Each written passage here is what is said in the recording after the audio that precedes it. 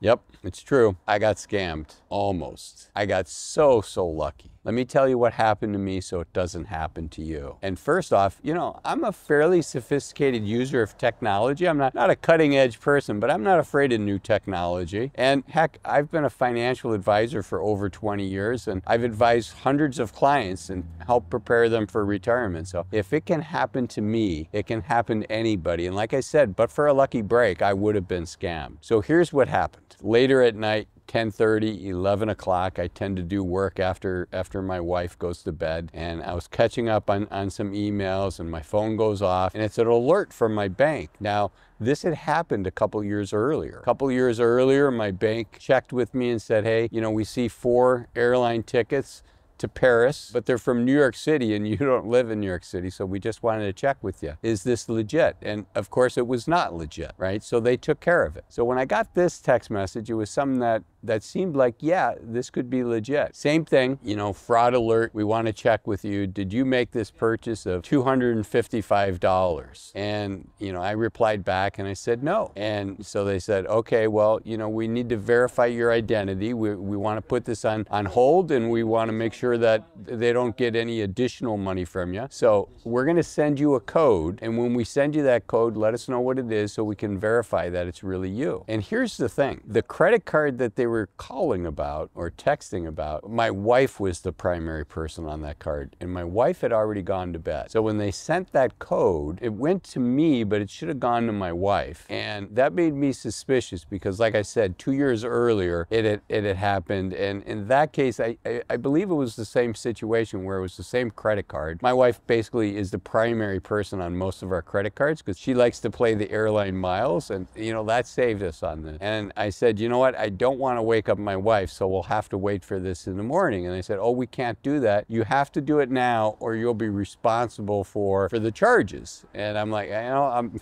not waking up my wife, so no, we're not going to do it. But if it weren't for that, it looks so similar to an event that had happened earlier. And we've all heard of this scam, but it fell into my set of experiences that's like, okay, I've seen this before. I've heard of this before, as far as having happened with the credit card company. So again, I almost fell for that. I don't want you to fall for it. So, more importantly, what do you do to protect yourself from these types of scams? The first thing is, remember, your phone is a tool for you. Back before we had smartphones, when they were just cell phones, I used to leave my phone off all the time. And I would make a phone call when I wanted to make a phone call. So I didn't leave it on because I didn't want to get bothered when other people were calling me. I just wanted it as a tool for me. And I think we have to do that again. I think we have to say, you know what, this device is a tool for me. I'm not going to answer phone calls that are from unknown senders. I'm not going to respond to texts that seem fraudulent. I mean, I have seen where people have lost tens of thousands and even hundreds of thousands of dollars. There's various articles, there's various YouTube videos on this. So we all have to be super diligent and we have to be careful. And most of my audience is folks 30 and older, 40 and older. And as we get older, we become, less intellectually acute. We're not at the top of our intellectual game. We're still super sharp, we're still super smart, but we're not at the top of our game anymore.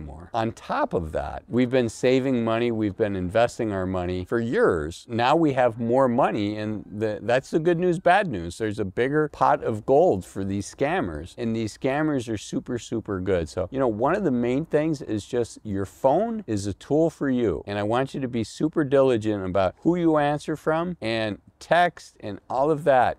Slow things down. The other thing is that if it involves your credit card, all of us have an 800 number, a toll-free number on the back of our credit cards. We should be calling our banks directly if we get an alert and just say, hey, I got this alert. Does this sound true? Now, most of us have apps on our phone as well, but I got to tell you, I'm a little nervous about using those apps in a situation like that. If I have a phone number on the back of my credit card, that's like a source of truth for me. I know I can count on that. Can I count on the app? Is there a way from a scammer to pretend to be your app? I think there is. I have heard of other people getting an alert from their bank. It has a logo. They can mimic the phone number of your bank as well, so it looks like your bank is really calling. And that's where I really want you to be cautious, because that looks super legitimate. And when things look super legitimate, you tend to be more trusting, more open. And, you know, frankly, in today's world, that's where we need to be more cautious. So for me, I'm not going to trust 100% the apps on my phone, because I think those can be corrupted. And I think they can be mimicked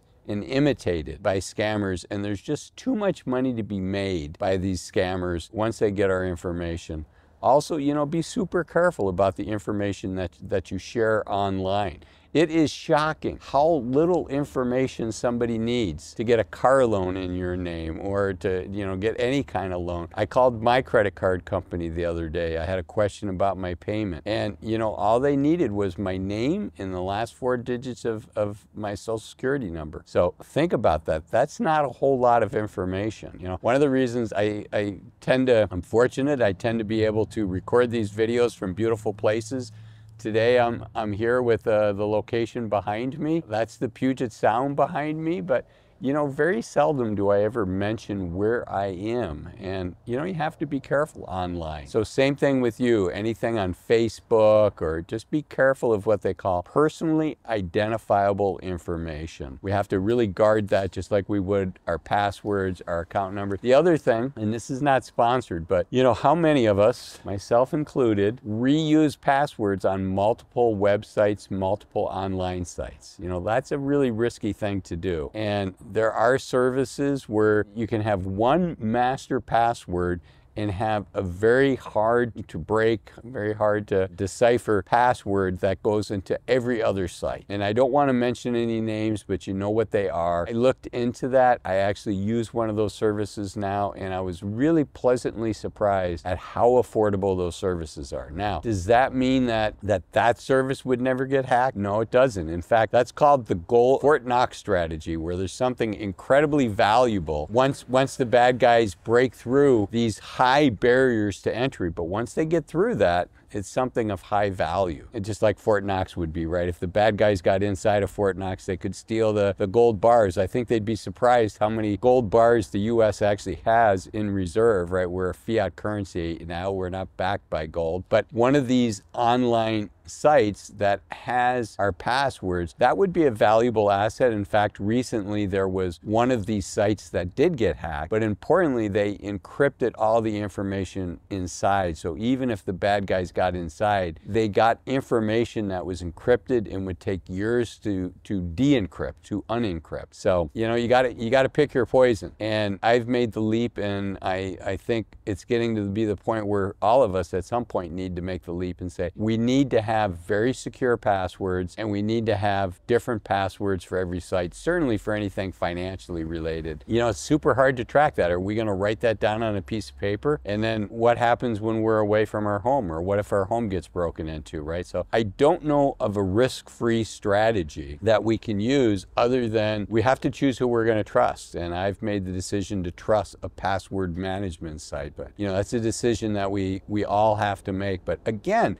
as we get older, our nest egg gets larger, and we start losing our mental acuity. I mean, think about, you know, I'm about to turn 60, and so I still have, you know, the vast majority of my mental acuity, but am I as sharp, am I as quick as I was when I was 40 years old? Probably not. But you know what? When I'm 80 years old, highly likely I'm not going to be as sharp. And you know, 80-year-olds are still 80-year-olds managing their own money, and they have to be super careful. Not just that they make the right investment decisions, right? This is their life's nest egg, but they also have to be careful that they don't get scammed. So that's the caution. That's my story. Thank goodness I didn't get scammed, but it all looks super legit. And if it weren't for the fact that I know my wife really hates getting woken up late at night, not even late at night, you know, she went to bed an hour and a half before that. But if it weren't for that, pretty likely that I would have fallen victim to that scam. I don't want that to happen to you. I also don't want you to sacrifice your 50s if you're going to wait until you're 60 to retire. And I don't want you to give up an opportunity to retire early. And for that reason, I want you to think about watching this video up here, which are 7 things that I want you to stop doing in your 50s and 60s as you approach retirement. We have to enjoy the journey up to the starting line of retirement. Notice I didn't say finish line. It's a starting. Retirement is a starting line, not a finish line. So 7 things I want you to stop doing as you approach your 50s.